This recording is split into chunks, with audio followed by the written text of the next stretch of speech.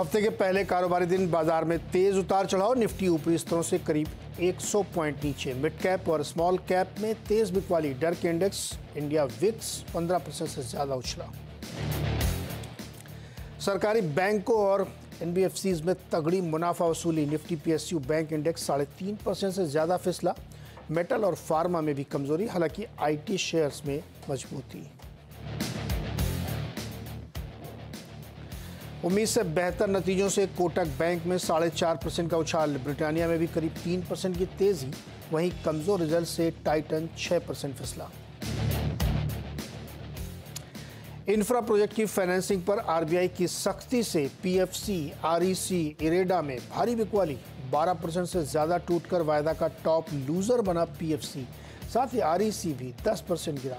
नए draft guidelines के मुताबिक बैंक और एनबीएफसी को करनी होगी 5% अतिरिक्त प्रोविजनिंग। अडानी ग्रुप के शेयर्स में तेज गिरावट, करीब 4% फिसला अडानी इंटरप्राइजेज और अडानी पोर्ट। वहीं Adani energy, Adani power, Ambuja cement में भी बिकवाली। और वायदा की 4 कंपनियों Godrej consumer, Gujarat gas, lupin और मैरिको के आएंगे नतीजे। 6 से 8% रह सकती है गोदरेज कंज्यूमर की घरेलू वॉल्यूम ग्रोथ।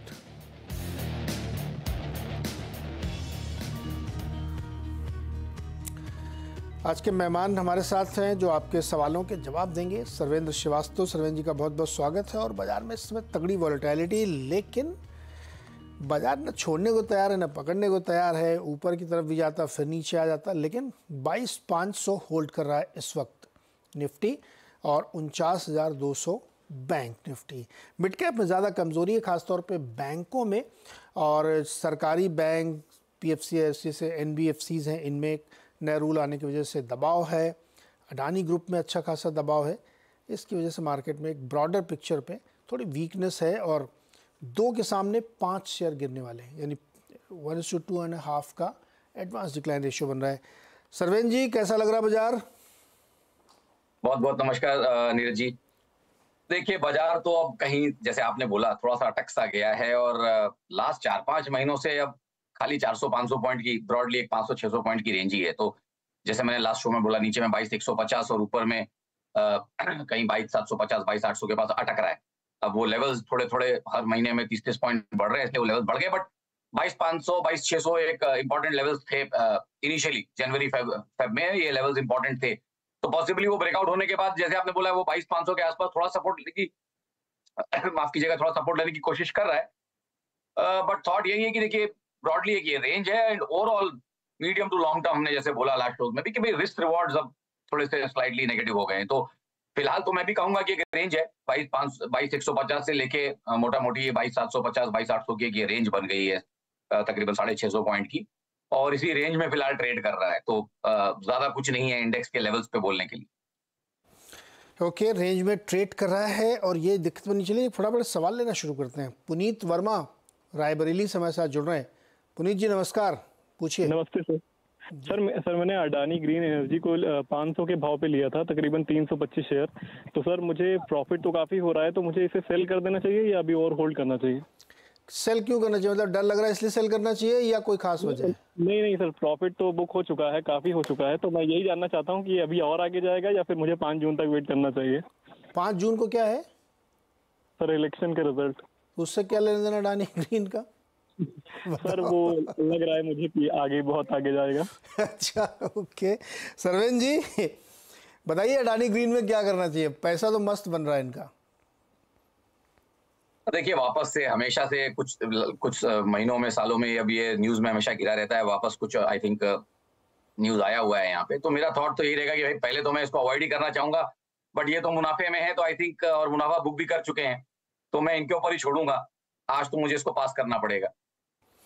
ओके, ये इसको पास करें सर्वेन जी, लेकिन 4 जून को रिजल्ट आएंगे लोकसभा चुनाव के, तो इसमें ऊपर नीचे उतार चढ़ाव हो सकता है, इसलिए आप करें। तो पुनीत वर्मा जी देखिए, एक अच्छी स्ट्रेटजी होती है, अगर आप बहुत मुनाफे में है तो थोड़ा बुक कर लें, बाकी फ्री के हो जाएंगे, फिर आप उनको रखें और नई एंट्री से भी बचें। तो ये आपको एक रडार पर रखना चाहिए स्ट्रेटजी। सर्वेन जी, 2 स्टॉक पे आपकी राय चाहिए इससे पहले कि मैं और कॉलर्स लूँ। एक दीपक नाइट्राइट बहुत जी। दिनों बाद क्या ब्रेकआउट मिला क्या मुझे नहीं पता चार्ट पे, लेकिन 2600 पार कर गया है बहुत दिनों बाद। और बहुत दिनों बाद टाइटन टूट गया 6%। दोनों राय बताइए। देखिए टाइटन तो सबसे पहले टाइटन आ गया सामने, तो टाइटन में तो थॉट यही है कि भाई जो पहले भी बोल रहा था कि भाई अब यहाँ थोड़े प्रेशर्स रहेंगे और ऊपर में भी स्टॉक में प्रेशर्स रहे। अच्छा डिस्ट्रीब्यूशन हुआ है यहाँ 3700-3800 के आसपास अच्छे डिस्ट्रीब्यूशन हुए। तो अब नया ब्रेकडाउन ये आज जैसा दिख रहा है, शाम तक वॉल्यूम्स क्या करता है वो देखेंगे, बट फिलहाल तो वॉल्यूम्स ब्रिस्क हैं, अच्छे हैं वॉल्यूम्स। और जितना मुझे अभी दिख रहा है लास्ट 4-5 सत्रों का जितना वॉल्यूम था उतना सुबेरे ऑलरेडी अभी 10 बजा है और ये 10:30 बजा है और ये ट्रेड उससे ज्यादा वॉल्यूम हो गया है। तो ये वॉल्यूम लेग ब्रेकडाउन है। 200 दिन का लॉन्ग टर्म एवरेज जो अभी तक लास्ट 15 दिन तक सपोर्ट दे रहा था वो वायलेट हो चुका है। तो अब यहाँ से जैसे मैंने बोला long to medium term risk reward सब जगह नेगेटिव है, तो पॉसिबली अब जैसे थे लंबे अवधि के एवरेजेस और सपोर्ट टूटते रहेंगे तो थोड़ी थोड़ी बिकवाली अब यहाँ पे ऑटोमेटेड आती रहेगी, क्योंकि जब 200 दिन का एवरेज टूटता है तो ऑटोमेटिकली कुछ फंड्स अपने आप लॉन्ग टर्म ट्रेंड नीचे हो जाता है और धीमे धीमे फिर आपको सेलिंग दिखती रहेगी यहाँ पे। तो यहाँ तो मुझे लगता है 3-6 महीने नीचे के स्तर ही दिखने को मिलेंगे और इनिशियल मेरे टारगेट्स आ गए हैं। बट आई थिंक आज के मूव के बाद अगर ये और गहराया तो आई थिंक 3000-3100 के स्तर भी यहाँ पे इमीडिएट टाइटन के लिए आने चाहिए इस before any pull back comes. और जहां तक रही दीपक नाइट्राइट की बात, यहाँ तो मुझे अभी भी लग रहा है कि हम पुल बैक जोन में ही है। कारण वही है कि यूक्रेन वॉर का जो हाई था वो न्यूज ब्रेक होने से पहले के जो हाईज थे 2021 के सितंबर के या जनवरी में 22 में जिन्होंने हाईज बनाए, उसका ये पुल बैक ही कर रहा है। अभी तक उन लेवल्स के आसपास कहीं नहीं पहुंच पा रहा, 3000 के आसपास के वो लेवल्स थे। तो आई थिंक ये पुल बैक ही है, ठीक है। आई थिंक यहाँ पे भी न्यूज या नंबर्स कुछ होंगे, ऐसा मैं मान के चल रहा हूँ, मुझे आइडिया नहीं है, बट बहुत ज्यादा 2600-2630 के ऊपर टिक पाएगा मुझे आज का सेटअप देख के लग तो नहीं रहा है फिलहाल। ओके, तो ये है कहानी दीपक नाइट्राइट और टाइटन की। चलिए एक और सवाल लेते हैं फटाफट। सोनू कुमार छपरा बिहार से। सोनू जी नमस्कार। नमस्कार सर। बताओ सर। सर इंजीनियर इंडिया का 200 शेयर 238 कब आएगा? लॉन्ग टर्म व्यू चाहिए। 238 का बाइंग और लॉन्ग टर्म का व्यू चाहिए, बताइए भाई सरवेंद्र जी, इंजीनियर्स इंडिया लॉन्ग टर्म के लिए। देखिए लॉन्ग टर्म तो स्टॉक सही है, बट वही है कि अब टाइमिंग इनकी एंट्री थोड़ी सी ऊपर के लेवल्स पे है। ये जो लास्ट 10-12-15 महीनों की जो रेंज है उसके अपर एंड पे ये आए हुए हैं। तो थॉट यही कि भाई फिलहाल बने रहे, अगर लॉन्ग टर्म का ध्यान है तो बने रहे, मैं इनको यही बोलूंगा। ओके, लॉन्ग टर्म के लिए तो बने रहिए भैया सोनू जी, कोई दिक्कत नहीं, कोई चिंता नहीं। और स्टॉक बड़े मजबूत ट्रेंड में दिख रहा है। अगला सवाल है पीयूष पाटीदार का, डूंगरपुर राजस्थान से। पीयूष जी नमस्कार सर। नमस्ते सर, पीयूष पाटीदार बोल रहा हूँ सर। Good morning sir. जी बताइए सर। सर मेरे पास अडानी विल्मर के शेयर पड़े सर। किसके? अडानी विल्मर। अडानी विल्मर के, ओके। हाँ सर, 248 पर है सर शेयर। 248 सर शेयर पड़े मेरे पास। 248 पे कि 348 पे? नहीं, 248 शेयर पड़े और 358 प्राइस है सर उसकी। ओके, तो सर इसमें होल्ड करूँ या सर बाय करूँ? सर जी अडानी विल्मर में होल्ड करें क्या आप पाटीदार जी?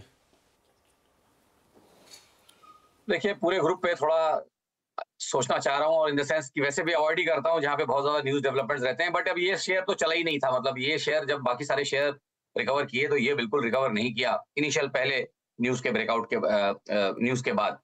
तो आई थिंक अब वर्स्ट केस इसका जो रेंज बना हुआ है लास्ट 12-15 महीने का वो 300 से 400 के बीच का रेंज है, फिलहाल तकरीबन बीचों बीच चल रहा है। तो कोई बहुत विशेष रिस्क रिवॉर्ड नहीं है, बट अब इनका ताजा ट्रेड है और लकीली नीचे के भाव से ट्रेड है, तो चाहे तो बने रहे। मेरे पास कोई बहुत स्ट्रॉन्ग व्यू नहीं है। ओके, बहुत स्ट्रॉन्ग व्यू नहीं, लेकिन आपका चूंकि लेवल नीचे पे है तो आप इसमें बने रह सकते हैं, क्योंकि ये बहुत ज़्यादा ना चला है ना बहुत ज़्यादा, अभी फिलहाल ना बहुत ज़्यादा गिरा। एक और क्वेश्चन क्विकली, सोमेश सुथार जालौर राजस्थान से। सोमेश जी बताइए। Hello sir. जी सर मेरे को सेल दिया हुआ है सर 132 के भाव से। तो सर अब मैं क्या करूं सर, इनको मैं रखूं के बेच दूं सर सेल का? सर जी मेटल में तो घूम फिर के तेजी आ रही है, हालांकि स्टील में उतनी बड़ी तेजी नहीं, लेकिन फिर भी इनका ट्रेड बहुत प्रॉफिटेबल है। क्या करना चाहिए, सेल में बने रहें क्या? देखिए जब तक चल रहा है मोमेंटम तब तक बने रहे। गए महीने का भी ठीक ठाक इसका सेटअप बना था और अब मोमेंटम चल रहा है, तब तक चाहे तो बने रहे, प्रॉफिट में है।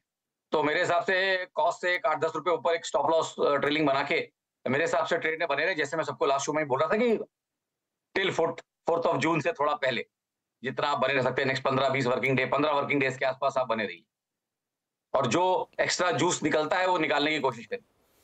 ओके, जूस निकालिए, निचोड़ते रहिए इसको 4 जून के 10-15 दिन पहले तक। अभी जरा 4 जून वाली कहानी आपसे समझूंगा, लेकिन उससे पहले एक दूसरी कहानी समझना ज़रूरी है, और ये कहानी ये है कि इंफ्रा प्रोजेक्ट की फाइनेंसिंग को लेकर रिजर्व बैंक ने एनबीएफसीज पर सख्ती बढ़ाने की तैयारी की है। नए ड्राफ्ट गाइडलाइंस के मुताबिक बैंक और एनबीएफसीज को 5% की अतिरिक्त प्रोविजनिंग करनी होगी। क्या फ़र्क पड़ेगा इससे, और क्या इसी वजह से ये सारे स्टॉक्स दबाव में है? यतीन जी समझाएंगे। यतीन जी, क्या है खबर ये?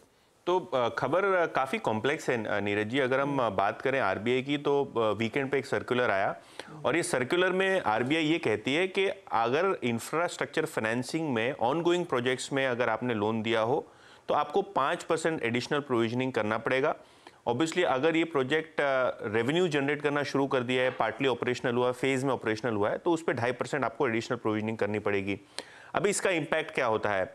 बहुत सारे सरकारी बैंक्स और खास करके आरईसी, पीएफसी, इरेडा जैसी कंपनी जो स्पेसिफिकली इंफ्रास्ट्रक्चर फाइनेंसिंग में बहुत बड़ी लोन बुक चलाती हैं, इनके बुक वैल्यू पे असर होगा, क्योंकि ये जो एडिशनल 5 से 2.5% के आसपास का जो एडिशनल प्रोविजनिंग है इंफ्रास्ट्रक्चर प्रोजेक्ट्स को लेके, ये प्रॉफिट एंड लॉस अकाउंट में आपको प्रोविजनिंग करना पड़ेगा, जिससे आपका इम्पैक्ट आएगा प्रॉफिट्स पे, और इसीलिए आपका CET1 रेशियो पे भी आपको गिरावट आती हुई नजर पड़ेगी।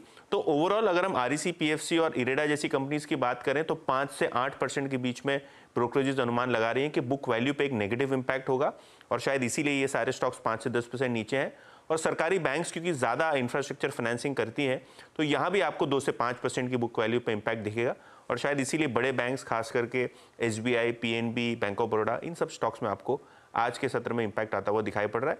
ऑब्वियसली आरबीआई को लगता है कि पिछली जो इंफ्रा साइकिल थी, यहाँ बैंक्स की प्रोविजन थोड़ी बहुत चूक गई थी, तो अच्छे पीरियड में मुझे लगता है ये आरबीआई बैंक्स को प्रिपेयर कर रही है कि जब टाइम खराब आए तो अतिरिक्त इंपैक्ट ना आए।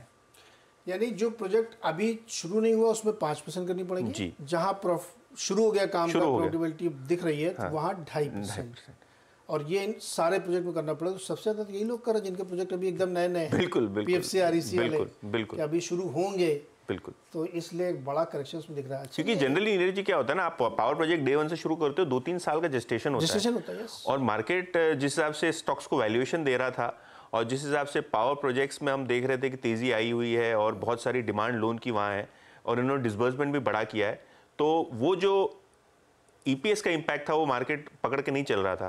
तो कहीं ना कहीं आरबीआई की जो लगाम लगी है उसके बाद मुझे लगता है थोड़ा बहुत आपको वैल्यूएशन, हाँ, वैल्यूएशन और बुक वैल्यू दोनों पे इम्पैक्ट होगा। तो ये जो लोन ले रहा है उसको कोई दिक्कत नहीं, एनटीपी से कोई प्रॉब्लम नहीं है, एनटीपी से कोई प्रॉब्लम नहीं, लेते रहो लोन। अच्छा, नजर पड़ी अभी टाइटन की ब्रोकरेज रिपोर्ट कोई पढ़ी है आपने? तो जो टाइटन है ना नीरज जी, ब्रोकरेज ने कोई बड़ा टारगेट चेंज किया नहीं है, लेकिन रिजल्ट डिसअपॉइंटिंग क्योंकि 2 चीज हुई इसमें। एक तो आपका जो ज्वेलरी बिजनेस है उसके अंदर आपका जो अनुमान से 50 से 60 से 80 basis point depending on brokerage आपका मार्जिन कम आया, पहली बात। दूसरी बात, मैनेजमेंट ने ये कह दिया कि ये जो मार्जिन लेवल है ये मेंटेन करेंगे गाइडेंस में। तो जो मार्केट का एक्सपेक्टेशन था कि ज्वेलरी बिजनेस में ज्यादा अच्छा कर पाएगी कंपनी, मार्जिन के लिहाज से मुझे लगता है थोड़ा बहुत डिसअपॉइंटमेंट था, और शायद इसीलिए दोनों अर्निंग्स और जो फॉरवर्ड लुकिंग स्टेटमेंट्स हैं उसके वजह से स्टॉक में आपको 7-8% का इंपैक्ट दिख रहा है।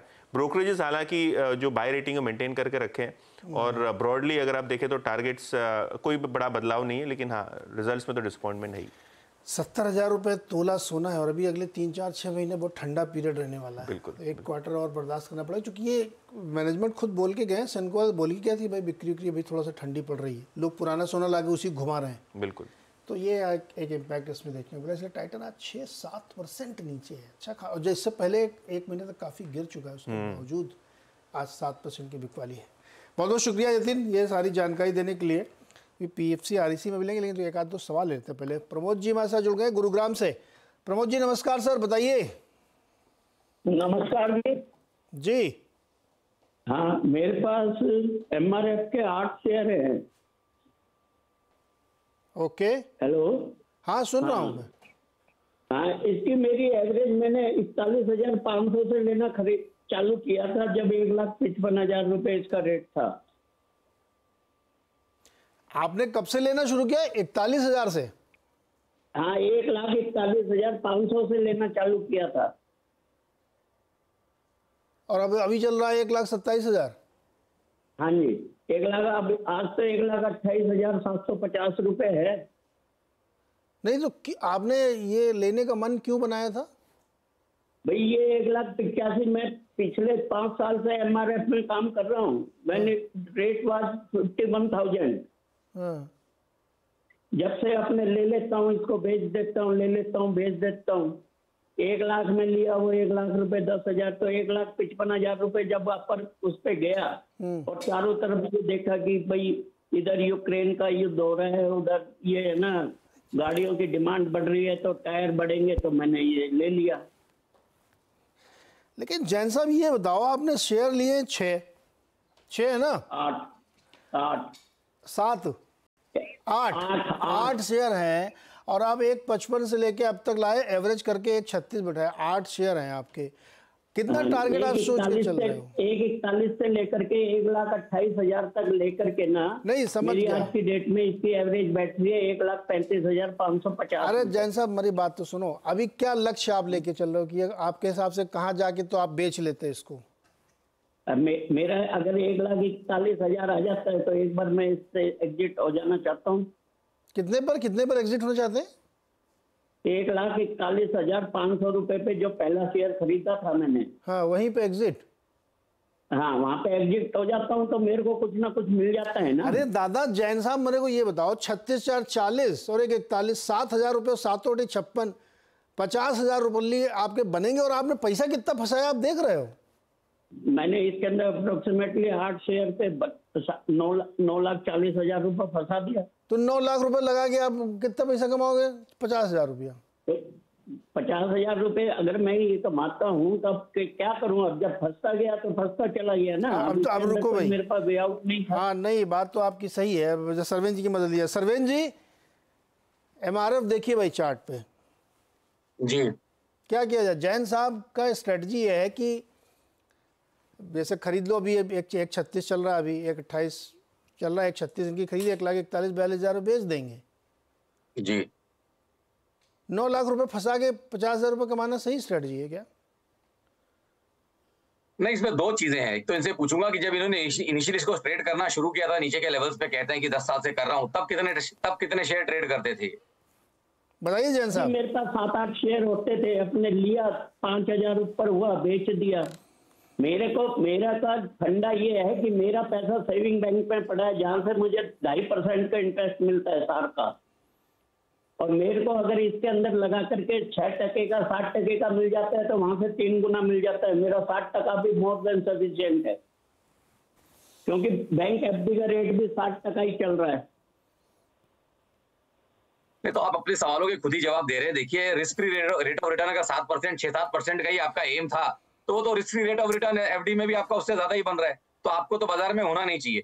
बट ये केस स्टडी आई थिंक आपकी सबके लिए इंपॉर्टेंट है कि कोई भी स्टॉक कुछ भी हो, चाहे वॉरेन बुफे साहब ने लिया हो या किसी एक इंट्राडे प्लेयर ने लिया हो, हर आदमी ने ये सोच के लिया कि एक ना एक दिन जरूर बेचूंगा। कोई भी स्टॉक या तो कोई भी कंपनी कोई अमृत पी के तो पैदा नहीं हुई है, कोई पारसमणि तो है नहीं कि हमेशा चलती रहेगी। अब आप इतना दूर इसको ले आए ट्रेड करते करते, हमेशा 6-6, 8-8 शेयर, अगर इस भाव से आप अटक गए और वापस खुदा ना खास्ता नीचे के लेवल आ गए 70,000 के, 80,000 के, या मानिए जहां से आपने स्टार्ट किया था इनिशियली 50,000 से ट्रेडिंग, तो आपके तो सारे पैसे यहीं अटक गए ना। आपने कमाया कुछ नहीं, जितना आपने कमाया वो सब अब आपने ऊपर में चढ़ावा दे दिया। तो ये कॉन्स्टेंटली एक ही स्टॉक को चेस करना एक अच्छी स्ट्रेटेजी नहीं है। कहने का मकसद ये है, मैं ये नहीं बोल रहा हूँ कि स्टॉक 50,000 आ जाएगा, बट मैं कह रहा हूँ किसी भी एक ही स्टॉक के पीछे हाथ धो के पड़े अगर आप हैं तो उसको कहीं ना कहीं तो आपको छोड़ना पड़ेगा। कहीं ना कहीं आपको उसको छोड़ना पड़ेगा। जब वो बहुत ओवरबॉट या बहुत कई सालों तक चल लेगा तो आपको कहीं ना कहीं उसको छोड़ना पड़ेगा। आप एक ही चीज के पीछे नहीं पड़ सकते। तो ये स्टॉक ऑलरेडी आप पहले समझ लीजिए कि कहां से कहां आ गया है। ये 700 रुपए का भाव था इसका 2001 में, ठीक है, और आज ये कहां पहुंचा हुआ है? 30 टाइम्स ऑलमोस्ट ये स्टॉक पहुंचा हुआ है। 30 टाइम्स मैं कहने कम बोल दिया, ऑलमोस्ट 70-80 टाइम्स स्टॉक पहुंचा हुआ है। तो अब यहाँ से और कमाई मुझे नहीं लगता लॉन्ग टर्म में होगी आपकी। मेरी तो राय है कि आप जो 1,28,000 में जितना भी आपने माल लिया है, 3-4-5 शेयर जो आपने नीचे में लिए हुए हैं ना, उनको आप बेच दीजिए और बाकी पे आप 1,20,000 का स्टॉप लॉस लगा लीजिए। ये मेरी राय रहेगी। ओके, इतने हैवी टिकट साइज पर ट्रेड करना, वो भी 5% रिटर्न के लिए, थोड़ा सा जैसा स्ट्रेटजी रीथिंक करिए आप एक बार। आप मतलब रिस्क रिवार्ड बहुत बढ़िया नहीं दिखा, जो 5% रिटर्न के लिए आप इस पर इतना बड़ा रिस्क ले रहे हैं। इनको तो खाली पैसा अपने एफडी में डाल देना चाहिए, क्योंकि इनकी एक्सपेक्टेशन ही 6-7% की है, तो इनको और कुछ करने की जरूरत ही नहीं है। हाँ, आरबीआई वाले सॉवरेन बॉन्ड में डाल दें, वहाँ पे भी नेट ऑफ टैक्स 5-5.5% आराम से मिलेगा, उसमें तो चिंता भी नहीं है। खैर एनीवे, अपनी अपनी स्ट्रेटजी हो सकती है। प्रमोद सर बहुत बहुत शुक्रिया हमारे साथ जुड़ने के लिए। अगला सवाल है विजय गौड़ का, नोएडा से हमारे साथ जुड़ रहे हैं। विजय जी नमस्कार सर। सर नमस्कार, कैसे हैं आप? एकदम बढ़िया सर, आप बताओ। सर ये Q4 रिजल्ट्स देखते हुए RIL के जो है 29-26 पे एक फर्स्ट डिप पे लिए थे हमने 100 शेयर है, और रिजल्ट तो अच्छा आया था, अनुमान भी थे कि भाई 3400-3300 तक का भाव बढ़ के जाएगा, लेकिन पिट ही रहा है तब से शेयर ये लगातार। 2850 पे आ गया। हाँ सर, वही। और 100 शेयर हैं आपके पास जी। Q4 रिजल्ट अच्छा आया था, अनुमान भी सारे ब्रोकरेज फर्म्स का ये था कि लगभग 3300-3400 तक जाएगा, लेकिन पिट ही रहा है लगातार। आप इन्वेस्टर हैं कि ट्रेडर हैं? नहीं, मैं इन्वेस्ट कर लेता हूँ सर। ओके, तो अभी तो रिजल्ट आए हुए मैं ख्याल महीना भर भी नहीं हुआ। हाँ, मतलब जिस दिन रिजल्ट आया था उसके बाद जब फर्स्ट डिप दिया था, ब्रोकरेज फर्म जब दे रहे थे, ब्रोकरेज फर्म की सारी रिपोर्ट आ रही थी कि भाई 3400 तक का जाएगा, तो मैंने फर्स्ट डिप पे ले लिया था। मैंने कहा चलो आज गिरा है, थोड़े बहुत डिप पे ले लेते हैं तो कुछ 100-200 पॉइंट दे जाएगा। ओके सरवेन जी, रिलायंस इंडस्ट्रीज 2926 रुपए में खरीदा है गौड़ जी ने, अभी चल रहा है 2850, और है इन्वेस्टर, अभी क्या करना चाहिए इनको? देखिए मेरे हिसाब से तो थोड़ा इन्वेस्टमेंट और थोड़ा ट्रेडिंग का भी इनका दोनों प्ले लेके चल रहे हैं। अगर ट्रेडिंग नहीं हुई तो इन्वेस्टमेंट में कन्वर्ट कर देंगे, ऐसा ही मान के चल रहा हूं मैं। ऐसा बहुत सारे लोग करते हैं, मतलब कोई अब वही है कि उसमें कौन लोग जल्दी उस चीज को सुधार लें और एक ही कोई टाइम फ्रेम ट्रेड करें। तो मैं इनके फ्लेवर से समझ के चलता हूँ कि भाई 2800 का एक स्टॉप लॉस जरूर यहाँ मेंटेन करके रखें। मेरे हिसाब से 2800 के नीचे 2798 पे एक स्टॉप लॉस बना के रखें, क्योंकि किन्हीं कारणों से अगर वो लेवल्स टूटे तो इसका जैसे पूरा बाजार या काफी सारे स्टॉक जो हम डिस्कस करें जो अपने लंबी अवधि के 200 दिन के एवरेज के आसपास या उनसे नीचे ट्रेड होना शुरू हो गए, और मैं क्वालिटी नेम्स की बात कर रहा हूँ, ब्लू चिप्स की। टाइटन उनमें से एक है जिसने आज तोड़ा है, हमने अभी इसको डिस्कस किया। तो पॉसिबली अगर ये हो गया, इसका 2800 टूट गया, तो ये अपने लॉन्ग टर्म एवरेज की तरफ चला जाएगा, 2600 की तरफ, 2630 2640 की तरफ जाएगा। तो मेरे हिसाब से इनको 2800 का स्टॉप लॉस रखना चाहिए। 2800 का स्टॉप लॉस रखिए। और गौर साहब, जब आप ब्लूएस्ट ऑफ ब्लू चिप में ट्रेड करते हैं ना, तो फिर आप ये तो ट्रेडर रहिए या इन्वेस्टर रहिए, दोनों मिक्स करके मत चलिए।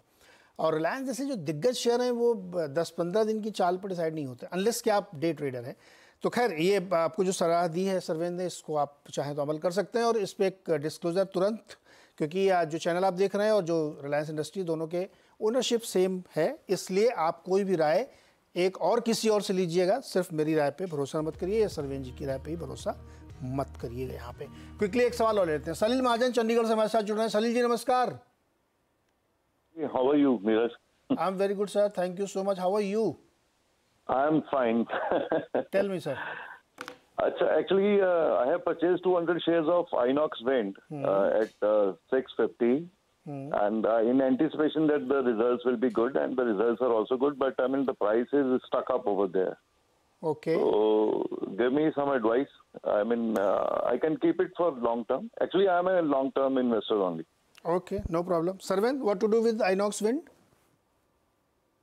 देखिए अभी तो stock short to medium term में सेटअप्स अच्छे हैं, हाई टॉप बना चुका है, जहां पे भी मार्केट कहीं स्ट्रगल कर रहा है, ये अपना बाजार के साथ टॉप बनाया और परफॉर्म भी किया है पिछले राइज में। तो मेरे हिसाब से आई थिंक अगर लॉन्ग टर्म वाले हैं तो आई थिंक ट्रेड में बने रहें, और कहीं मेरे हिसाब से अगर लगाना चाहें तो एक स्टॉप लॉस जरूर रखें। मुझे लगता है कि एक डिसेंट स्टॉप लॉस तकरीबन 540 के हल्का नीचे 538 पे एक daily closing only stop loss रखें और फिलहाल ट्रेड में बने रहें। ओके, स्टॉप लॉस के साथ ट्रेड में बने रहिए सर, इसमें कोई दिक्कत नहीं है फिलहाल। सरवेन जी बहुत बहुत शुक्रिया जुड़ने के लिए, मदद करने के लिए। और मार्केट आज काफ़ी वॉलेटाइल है, ध्यान रखिए, स्टॉप लॉस लगाइए अगर आप ट्रेडर हैं तो। और 4-5% के रिटर्न के लिए मार्केट में आपको बहुत बड़ा रिस्क लेना, अपनी स्ट्रेटजी पर दोबारा सोचिएगा। बहुत बहुत शुक्रिया हमारे साथ जुड़ने के लिए। देखिए खिलाड़ी नंबर 1 इस ब्रेक के बाद।